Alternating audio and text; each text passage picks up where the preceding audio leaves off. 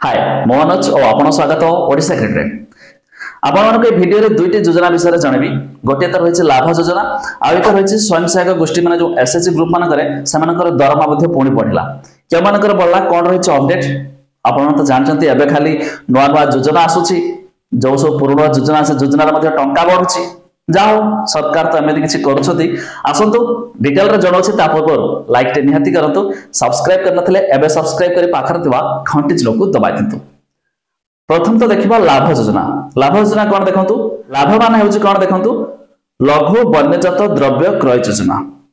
तबे लाभर full form रहिछि लघु वन्यजात द्रव्य क्रय योजना पई राज्य सरकार 100% फंडिंग करूछंती। तबे योजना पई 100 कोटी रो व्यय बराद करायछि। एसहित प्रथम थर पर लघु वनजात द्रव्य उपर राज्य सरकार एसएमपी धार्य करेंगे। तेज यह योजना फल राज्यर आदिवासी संप्रदायर महिला माने उपकृत हेबे बोली कहुई।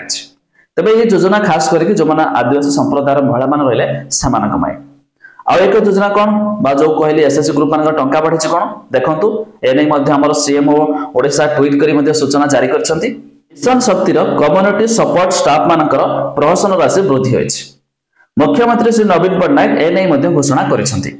एमबीके बैंक मित्र एवं जीविका सहायक को 10,750 टका, कृषि मित्र और प्राणी मित्र को 6,250 टका, सीआरपी बा सीएम को 6,100 टका प्रदान करा जबो। जहाँकि देखि पारुथबे मिशन शक्ति सपोर्ट स्टाफ को प्रहसन राशि वृद्धि जहाँकि अक्टोबर 2023 रु पिछला भावे कार्यकारी हेबो।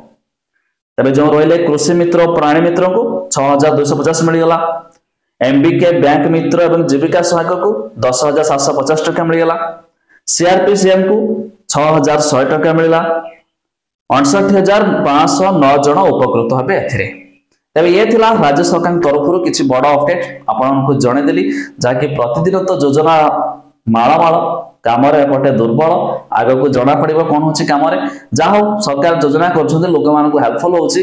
तेज आपण मानक योजना केमी लगुच निहाती कमेंट करके जणाइबे।